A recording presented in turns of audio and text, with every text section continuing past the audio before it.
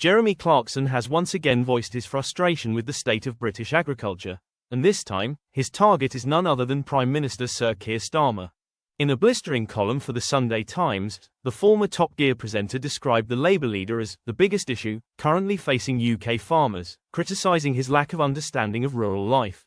At 65, Clarkson has shifted gears from motoring to farming and hospitality, having spent the last few years running Diddley Squat Farm and his pub, The Farmer's Dog, in the Cotswolds.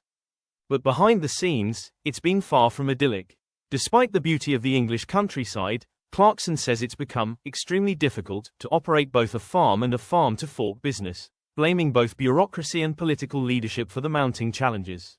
And that's before we get to the biggest issue of them all, Sir Keir Starmer, he wrote. A man who plainly sees the countryside rather differently to me. He looks at a hawthorn bush in full bloom and thinks, I'm going to confiscate that, and build a house on it. Clarkson's frustration comes amid mounting economic pressure on small farmers. He revealed that despite producing quality meat, he's been forced to sell his lamb at below market rates in order to keep prices down for customers at his pub. If I make it pay the right price for my lamb, he said, the number of people who could afford to eat there would be about none. The Who Wants to Be a Millionaire host explained that agriculture operates unlike any other business sector. In any other industry, you work out how much it costs to make your product, add some profit to make it worthwhile, and that's what you charge, he wrote. But it doesn't work like that in farming. The candid column highlights the dilemma faced by farmers who want to uphold ethical and sustainable practices, but find themselves cornered by low supermarket prices, restrictive planning laws, and a lack of political support. Clarkson, known for his blunt opinions, has frequently clashed with local councils over planning permissions for both his farm shop and the pub. His latest comments build on previous criticism of the Prime Minister.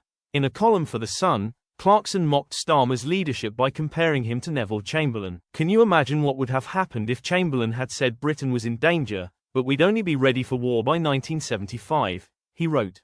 As Clarkson continues documenting the highs and lows of rural life in Clarkson's farm, his frustrations offer a stark glimpse into the challenges faced by British farmers today. Whether or not viewers agree with his politics, one thing is clear. Running a small farm and a rural pub in modern Britain is a fight for survival, and Jeremy Clarkson isn't holding back.